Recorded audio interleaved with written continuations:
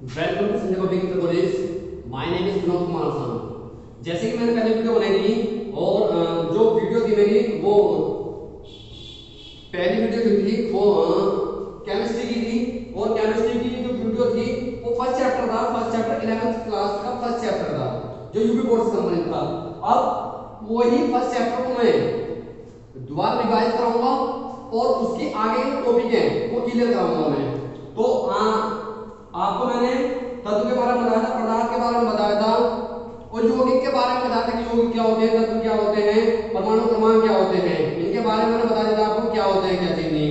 अब मैंने कुछ तत्व के बारे में लिखवाया था कि इन तत्वों को याद करने हैं, तो उसके आगे के जो तत्व हैं वो लिखवा रहा हूं बेटा मैं। जैसे कि परमाणु क्रमांक 16 है, 16 वाले तत्व का नाम है सल्फर। सल्फर जो होता है सल्फर 16 वाले तत्व का नाम है सल्फर और प्रतीक है इसका S है और द्रव्यमान संख्या जो बैठती है इसकी 32 पॉइंट अबाउट के आसपास बैठती है। 32 पॉइंट मतलब 32 पॉइंट अबाउट। और आपको याद जो करना है 30 याद करना है आपको। ऐसी परमाणु क्रमांक 17 वाले तत्व का नाम है क्लोरीन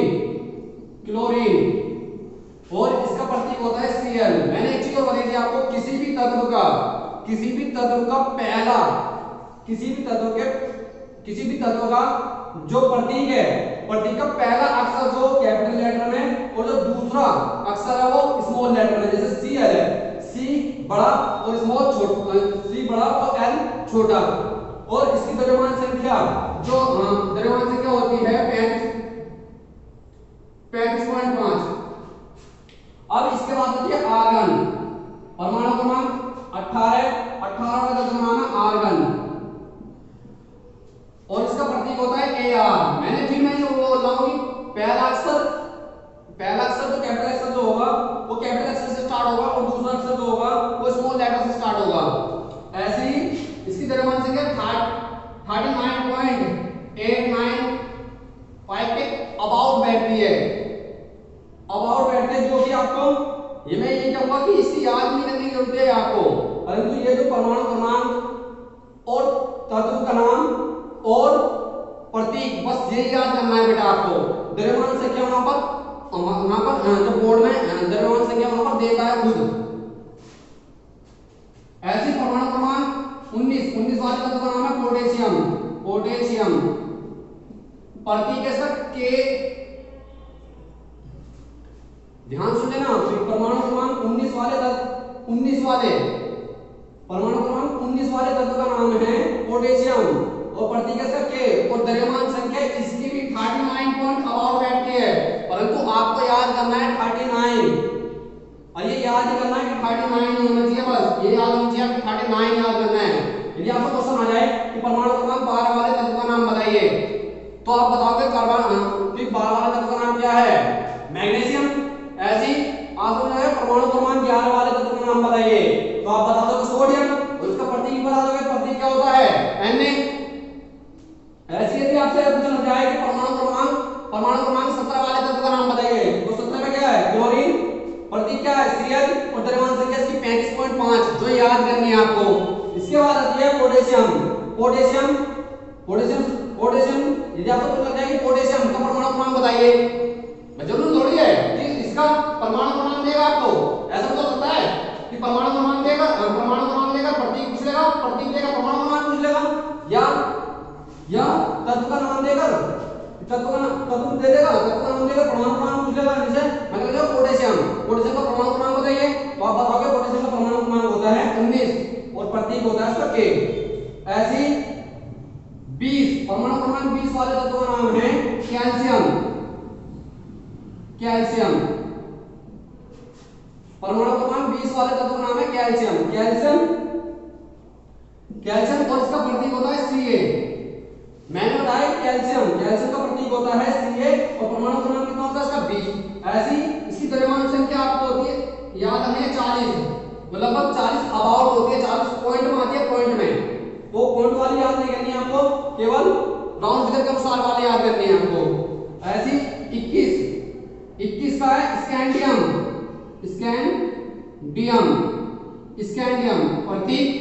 प्रतीक इसका था Sc S बड़ा और C छोटा, और द्रव्यमान संख्या जो इसकी बैठती है वो द्रव्यमान संख्या स्कैंडियम की जो बैठती है वो स्कैंडियम की द्रव्यमान संख्या बैठती है 44 पॉइंट समथिंग, 44.455। जो आपको याद नहीं करनी, बस केवल आपको प्रतीक परमाणु क्रमांक और तत्व का नाम याद करना है, बस ओनली आपको। फिर परमाणु क्रमांक 22 वाले तत्व का नाम, 22 पे परमाणु क्रमांक 22 है टाइटेनियम, परमाणु क्रमांक 22 वाले तत्व का नाम है टाइटेनियम और प्रतीक है इसका Ti, और द्रव्यमान संख्या जो बैठती है इसकी टाइटेनियम की 47.87 के आसपास बैठती है, ये बैठती है लगभग, और आपको याद नहीं करनी, मैं लिखवा रहा हूं फिर भी आपको। फिर परमाणु क्रमांक 23 वाले तत्व का नाम है वैनेडियम,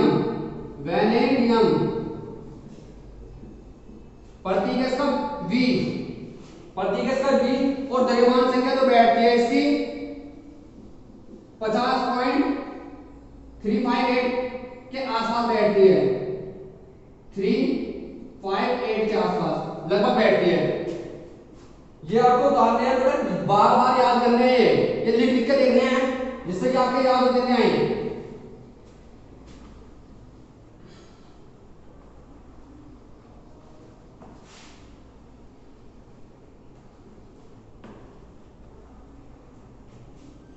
अब परमाणु क्रमांक 24 वाले तत्व का नाम है, परमाणु क्रमांक 24 वाले तत्व का नाम है क्रोमियम, इसका प्रतीक होता है Cr, और द्रव्यमान संख्या जो बैठती है इसकी क्रोमियम की जो द्रव्यमान संख्या बैठती है 51.996 के आसपास बैठती है। और आपको ये द्रव्यमान संख्या जिसकी मैंने बोली है केवल उसकी याद करनी है आपको। जैसे ऑक्सीजन की होगी, ऑक्सीजन की याद करनी है कि ऑक्सीजन की द्रव्यमान संख्या कितनी होती है, ऑक्सीजन की द्रव्यमान संख्या कितनी होती है 16, ऐसी कार्बन की द्रव्यमान संख्या कितनी होती है 12, वो याद करनी है बेटे आपको। परमाणु क्रमांक 25 वाले तत्व का नाम है मैंगनीज, परमाणु क्रमांक 25 वाले तत्व का नाम है मैंगनीज, जिसका प्रतीक है Mn, और द्रव्यमान संख्या जो बैठेगी इसकी 54.498 के आसपास बैठेगी। फिर परमाणु क्रमांक 26 वाले तत्व का नाम है आयरन, जिसे लोहा ही बोलते हैं, और लोहा, इसका प्रतीक है Fe। ध्यान सुन लेना, मैंने बताया इसका प्रतीक Fe, एक का बताया मैंने F किसका बताया मैंने क्लोरीन का, और F इसका प्रतीक बताया Fe होता है आयरन जो लोहा, और इसकी द्रव्यमान संख्या जो होती है लगभग 55 पॉइंट के आसपास होती है, 55.687 के आसपास लगभग, या 685 के अबाउट होती है। परमाणु क्रमांक 17 वाले तत्व का नाम है, परमाणु क्रमांक 17 वाले का नाम है कोबाल्ट,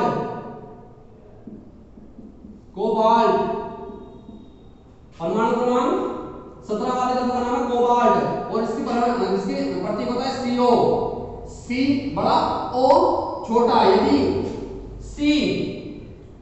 C बड़ा और O भी बड़ा आ जाए तो ध्यान सुन लेना कि कार्बन मोनोऑक्साइड गैस आ गई लिख लिए। यदि आपका C भी बड़ा और O भी बड़ा आ गया, ध्यान रखना कार्बन मोनोऑक्साइड गैस आ गई, आपको कंफ्यूजन बिल्कुल नहीं होना आपको कि C यदि बड़ा है और O छोटा है, तो ध्यान रखना वो तत्व है जिसका प्रतीक किसका प्रतीक है, ये कोबाल्ट का प्रतीक है।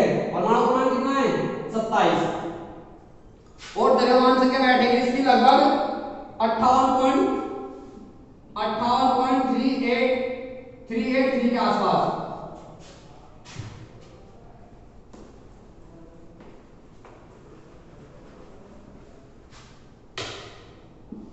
परमाणु क्रमांक 28 वाले तत्व का नाम है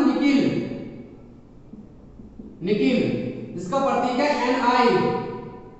Ni, बड़ा और I छोटा, और इसकी द्रव्यमान संख्या जो बैठती है वो द्रव्यमान संख्या बैठती है उसकी 58,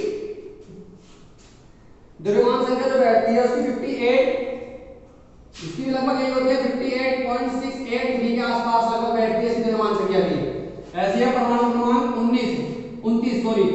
परमाणु क्रमांक 29 वाले तत्व का नाम है क्या? कॉपर, जिसे तांबा बोलते हो आप, तांबा। और इसका प्रतीक है Cu। और इसकी द्रव्यमान संख्या जो बैठेगी वो द्रव्यमान संख्या बैठेगी 63.658 के आसपास बैठेगी। ऐसे परमाणु क्रमांक 30 वाले तत्व का नाम है जिंक, जिसकी द्रव्यमान संख्या जिंक और प्रतीक है इसका Zn। और इसकी जो द्रव्यमान संख्या बैठेगी वो द्रव्यमान संख्या बैठेगी 55.834 के आसपास।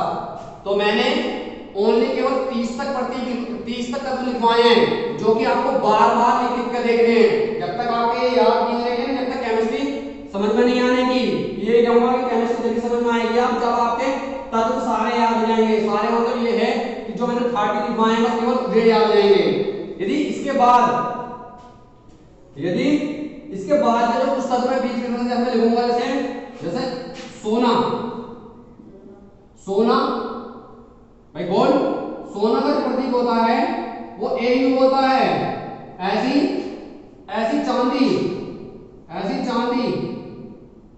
चांदी का जो प्रतीक होता है Ag होता है। ऐसी पारा का जो प्रतीक होता है Hg होता है। तो मैं ये कुछ प्रतीक हैं या कुछ तत्व हैं, कुछ तत्व और उनके प्रतीक मैं कुछ आने वाली वीडियो में, मतलब आने वाली अगली वाली वीडियो में या कभी भी मुझे आने वाले जो चैप्टर होगा उनके पीछे बता दूंगा पहले ही है। तो ये कहूंगा कि आपको 30 याद करने हैं। 30 तो ऐसे याद करने हैं कि लिख कर देखने हैं, बार बार लिख कर देखने हैं। जैसे मैंने याद करे हैं ना वो ऐसे आपको याद हो जाना चाहिए। यदि आपके याद हो जाएंगे तो केमिस्ट्री समझ में आती रहेगी आपके। यदि आपके याद नहीं होंगे तो केमिस्ट्री समझ में नहीं आने की। मैंने कारण क्यों बताया, क्यों लिखवाया मैंने पहले, क्योंकि आपको पता है हर एक पदार्थ किसी ना किसी तत्व से मिलकर बना है, ना कि कोई पदार्थ तत्व से मिलकर बना है। तो मैं वही कहूंगा कि हर एक पदार्थ एक तत्व से मिलकर बना है, ना कि तत्व पदार्थ से मिलकर बना है। तो आपको ये बताऊंगा कि मैंने पदार्थ की डेफिनेशन दी थी आपको। पदार्थ की डेफिनेशन या द्रव्य की डेफिनेशन दी थी। द्रव्य, इसकी डेफिनेशन बताई थी मैंने। द्रव्य क्या होता है? द्रव्य तो पदार्थ या द्रव्य बात एक ही होती है कि मैं लिखवा रहा क्यों, क्योंकि हर एक वस्तु किसी ना किसी तत्व से मिलकर बनी है, किसी ना किसी पदार्थ से मिलकर बनी है। तो ध्यान सुन लेना कि तत्व से मिलकर पदार्थ बने हैं, मैं कहने लगा नमक का फॉर्मूला आपको पता ही है, या आप सीधे बता दोगे। नमक का फॉर्मूला क्या है? NaCl। बिल्कुल सही भाई, आप एकदम बोल दोगे NaCl। NaCl का मतलब क्या है? Na सोडियम, पता है बिल्कुल आपको सोडियम। Cl आपको पता है क्लोरीन। तो आपको पता चलेगा कि यहाँ पे सोडियम भी है और यहाँ पे क्लोरीन भी है। तो ये किसी पदार्थ का निर्माण हो रहा है। कौन से पदार्थ का निर्माण होता है? नमक का। तो आपको पता चलेगा कि नमक क्यों लिखा है मैंने, और मैंने मैंने पदार्थ से पहले तत्व के बारे में क्यों बताया, और मैंने एक चीज बताई थी कि तत्व होते क्या हैं। मैंने बताई थी उस दिन भी आपको, जब मैंने पहली वीडियो दी आपको मेरी, उसमें बताया था मैंने कि तत्व होते क्या हैं। तत्व ध्यान देना, जो पदार्थ का सूक्ष्मतम रूप होता है, मतलब खुद का रूप होता है, वो तत्व कहलाता है। ध्यान सुनिए, जैसे मैं क्या लिखा हूं, ठीक क्या? कैल्शियम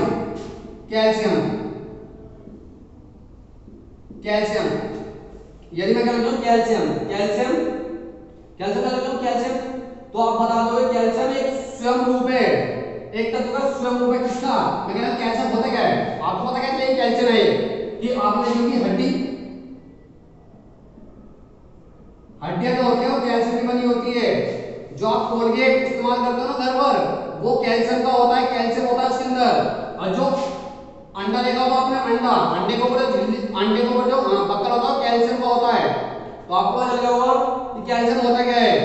तो इसी कारण बताऊंगा कि तत्व क्यों लिखवाए मैंने पहले, तो आपको पता चलेगा तत्व क्यों लिखवाए।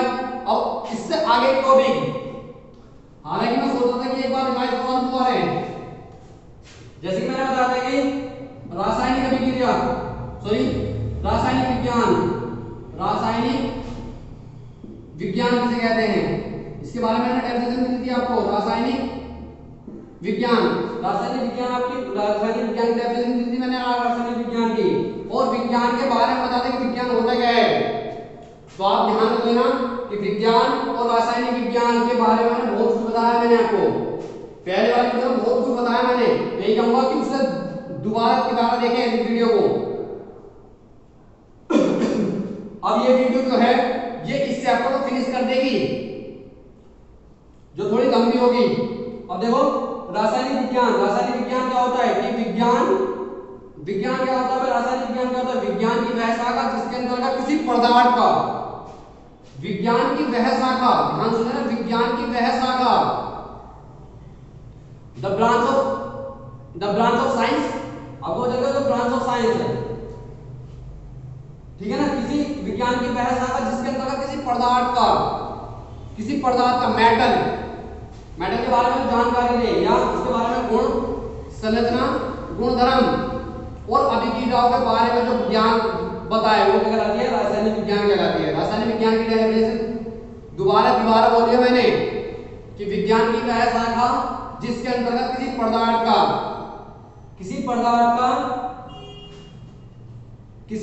का गुणधर्म या किसी पदार्थ के गुणधर्म, संगठन, संरचना या अभिक्रियाओं का अध्ययन किया जाए वो क्या कहलाती है, रासायनिक अभिक्रिया कहलाती है। रासायनिक अभिक्रिया के बारे में बताती है कि रासायनिक अभिक्रिया जो होती है दो पार्ट में डिवाइड है, एक होती है कार्बनिक, रासायनिक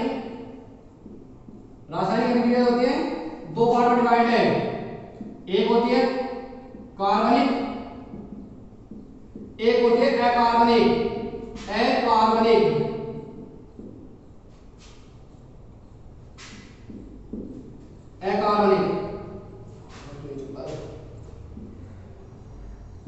एक होती है कार्बनिक,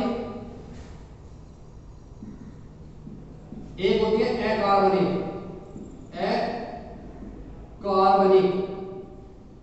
तो कार्बनिक और अकार्बनिक दो रासायन विज्ञान है, कहने का यह है कि कार्बनिक और अकार्बनिक, भाई कार्बनिक जो होते हैं जिसमें कार्बन की मात्रा मिली हो, और अकार्बनिक जो होते हैं जिसमें कार्बन की मात्रा ना मिली हो, जैसे सोडियम, जैसे मैं क्या लिखता हूं सोडियम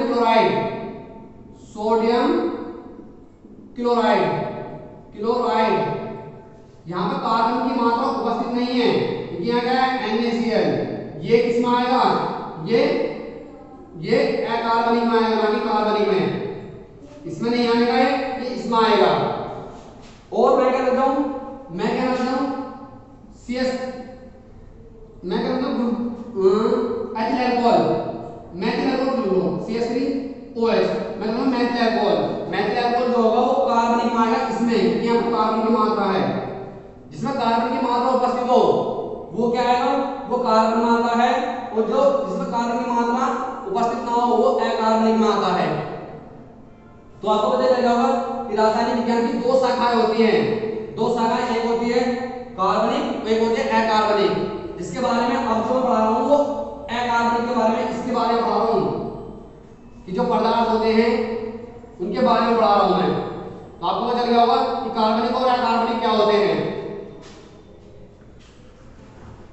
जो आगे के टॉपिक थे, जैसे मैंने बताया था कि यौगिक और मिश्रण, ये टॉपिक थे वहां के, जो लास्ट टॉपिक थे मेरे, जो वीडियो के लास्ट के टॉपिक थे। मैं कहा था यौगिक और कार्बन, बट यौगिक और कार्बन में मैंने अंतर बताया था, जो तत्वों से मैं कह रहा हूं तत्वों का संयोग हो, जहां पर तत्वों का संयोग हो, मतलब तत्व का संयोग हो वो क्या होते हैं, वो यौगिक, और जहां पदार्थों का संयोग हो, वो क्या कहलाते हैं, मिश्रण कहलाते हैं।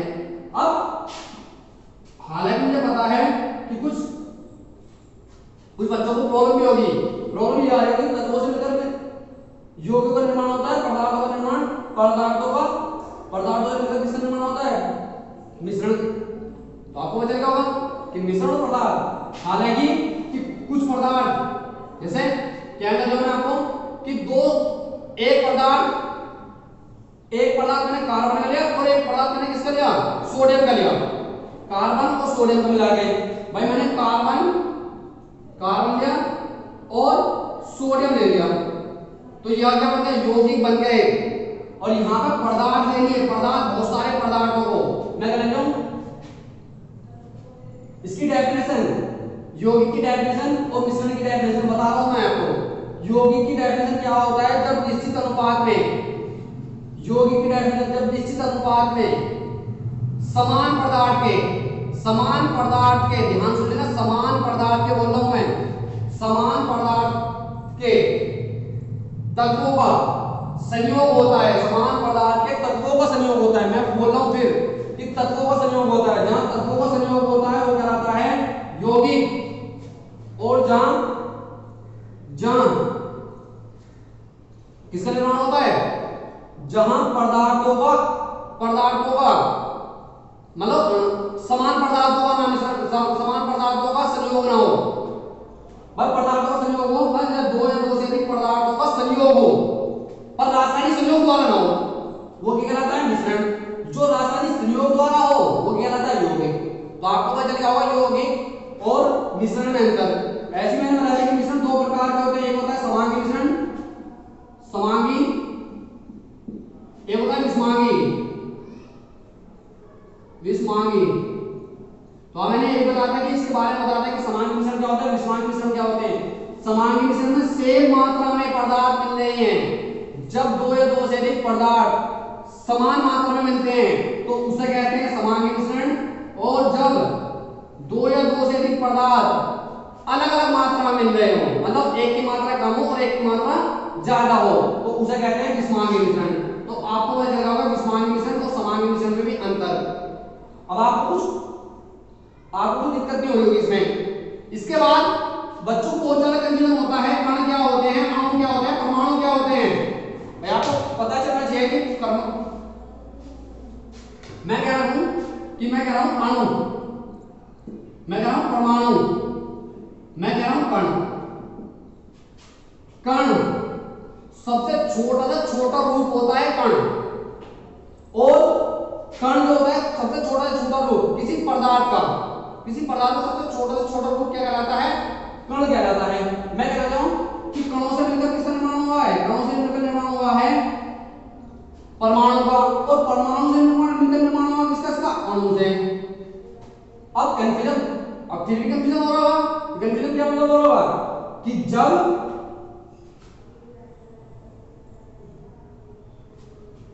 भाई परमाणु और अणु में अंतर, ध्यान से लेना, परमाणु और अणु में अंतर क्या होता है? जब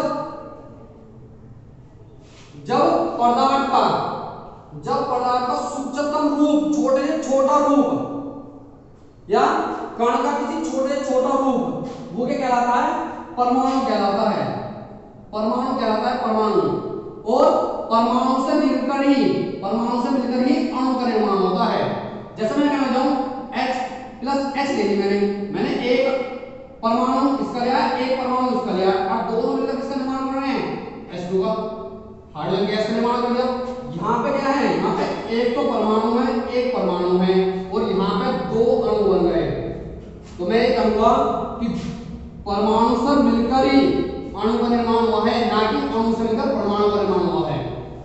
तो किसी तत्व का सूक्ष्मतम कण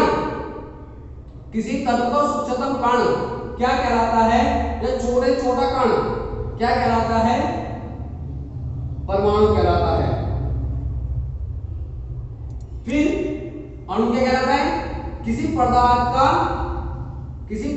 का यहां पदार्थ आ रहा है, किसी पदार्थ का सूक्ष्मतम कण अणु के रूप में हो जाता है, जिसका निर्माण कौन करता है? परमाणु करता है। आपको पता चल होगा परमाणु और अणु में क्या अंतर है?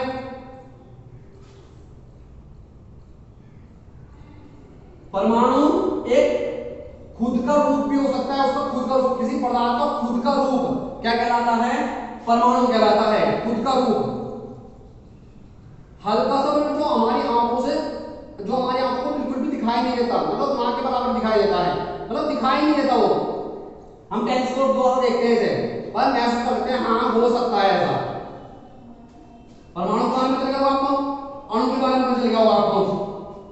अब परमाणु अणु के बारे में चल गया। अब कुछ बच्चों को प्रॉब्लम रहती है कि अभिक्रियाएं क्या होती है।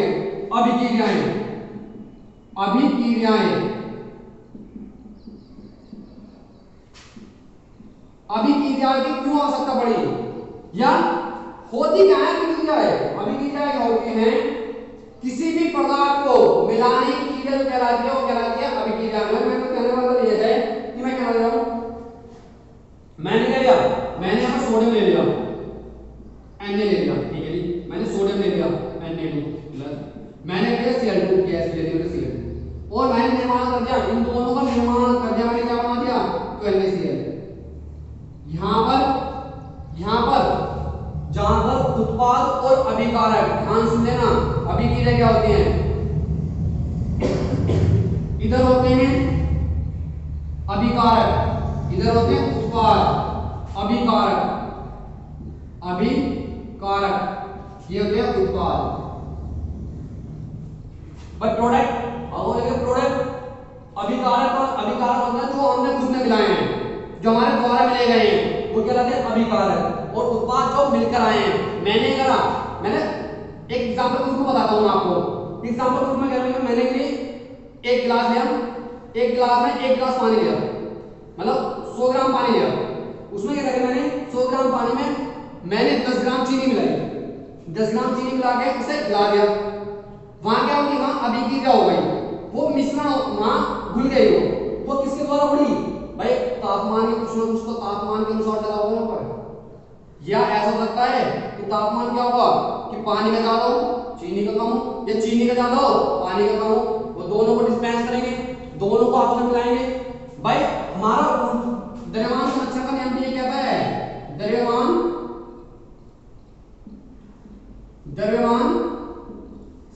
संरक्षण का नियम, द्रव्यमान संरक्षण का नियम क्या कहता है,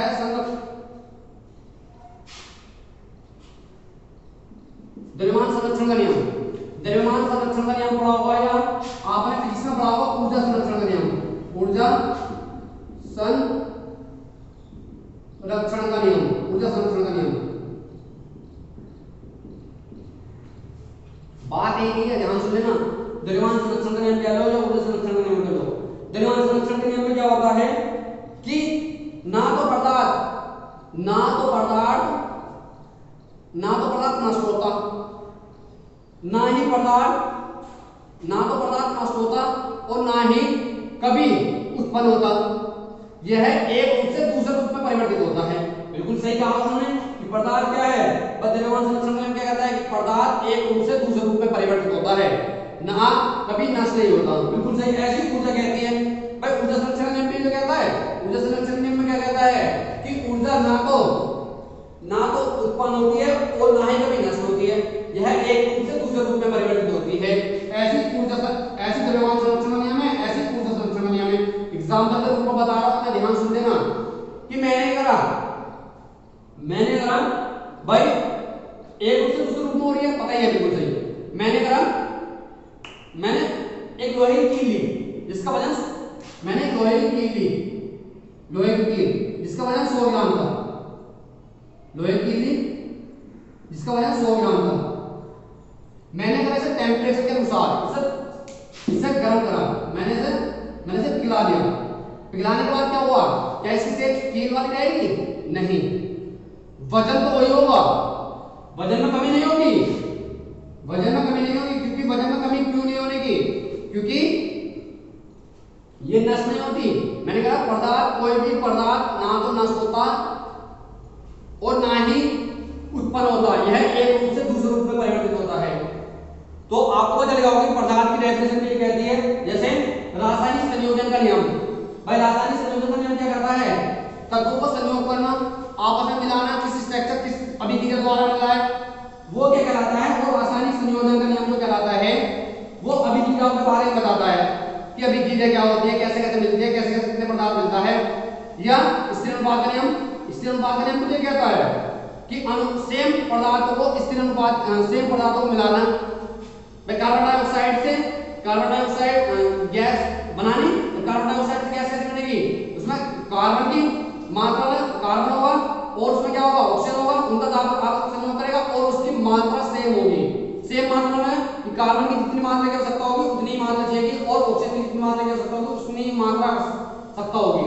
ऐसे नहीं है किसी की ज्यादा रहेगी किसी कम हो जाएगी। ये एक भार अनुसार चलता रहता है। तो आपको चलेगा ये कार्बन, तो आपको चलेगा ये कार्बन। भाई अभिक्रिया क्या होती है, अभिक्रिया होती है किसी पदार्थ को दूसरे पदार्थ में बदलना। भाई किसी पदार्थ को दूसरे पदार्थ में बदलना या तत्वों को आपस में मिलाने की क्रिया क्या कहलाती है। भाई तत्वों को आपस में मिला, भाई तत्वों को एक कर, मैंने क्या करा, सोडियम ले लिया, क्लोरीन ले लिया, इन दोनों को मिलाया आपस में और क्या बना दिया, नमक का निर्माण कर दिया। ये अभिक्रिया द्वारा होता है। ये बड़ी केमिकल जो मिलें होती हैं उनमें भी अभिक्रिया के अनुसार चलता है। जैसा आपने देखी होगी कि जैसे कि आपने देखी होगी गन्ना बनाने की, गन्ने से चीनी, जब आप गन्ने से चीनी बनाओगे कैसे कैसे करोगे, भाई पहले इसका भाई अभिक्रिया के द्वारा करोगे, गन्ने से पहले रस निकालोगे, रस निकालने के बाद क्या करोगे, उसे क्या करोगे, टेम्परेचर दोगे, फिर भट्टी में दोगे, भट्टी में पकाओगे, भट्टी के बाद टेम्परेचर मिलेगा, टेम्परेचर के बाद फिर कुछ ना कुछ प्रक्रिया चलती रहेगी, ऐसी प्रक्रिया चलती रहती है। भाई एग्जाम्पल के रूप में एक और बताता हूँ, घर का एग्जाम्पल है, बिल्कुल सीधा सा एग्जाम्पल है कि घर पे जो हम रोटी बनाते हैं, सिंपल सा एग्जाम्पल है, वो भी अभिक्रिया के द्वारा चलता है। मैंने हम क्या करते हैं, हम ऐसे करते नहीं कि आटा लिया सीधा तवे में गिरा और बनी, ऐसा तो होता नहीं कि आटे को करते पहले गूंदते हैं, गूंदने के बाद उसे क्या करते हैं, इसे बेलते हैं, बेलने के बाद रोटी आती है, रोटी को तवे पे रखते हैं, उसमें आंच लगाते हैं, तो ये अभिक्रिया के द्वारा चलती है। ये प्रोसेस चलता रहता है। तो आपके समझ में आ गई होगी कि क्या चल रहा है क्या नहीं। अब ये चैप्टर जो फर्स्ट चैप्टर जो था इसका कंप्लीट हो चुका है। भाई ऊर्जा संरक्षण का नियम जो था वो भी समझ में आ गया होगा और द्रव्यमान संरक्षण का नियम भी समझ में आ गया होगा। इससे रिलेटेड है ये भी आपको समझ में आ गया होगा क्या हो रहा है क्या नहीं। बस अणु और परमाणु समझ में आ गया होगा कि अणु क्या होता है, परमाणु क्या होता है। अणु से मिलकर परमाणु का निर्माण नहीं होता, ध्यान से लेना, परमाणु से मिलकर अणु का निर्माण होता है। कभी आप ये सोचो कि अणु से मिलकर परमाणु का निर्माण होता है, कि परमाणु एक बहुत बड़ा आकार है, बहुत बड़ा आकार नहीं है, परमाणु एक बहुत छोटा आकार है जो हमें हमारी आंखों से कभी कभार जो हमारी आंखों से दिखाई भी नहीं देता, वो परमाणु कहलाता है। ठीक है, तो बस ये चैप्टर आपका फिनिश हो गया और आने वाला जो वाला चैप्टर होगा वो आने वाली वीडियो में आएगा। तो ये कहूंगा कि इस चैप्टर को डीपली से पढ़ने के लिए और भी डीपली से पढ़ने के लिए आप मुझे पर्सनली फोन भी कर सकते हो, मतलब स्कूल के नंबर पर फोन भी कर सकते हो, कि बता सकते हो कि क्या है इसमें कुछ कमी तो नहीं है, या जो चीज समझ में नहीं आ रही है आपको वो बता सकते हो बेटा। Thank you.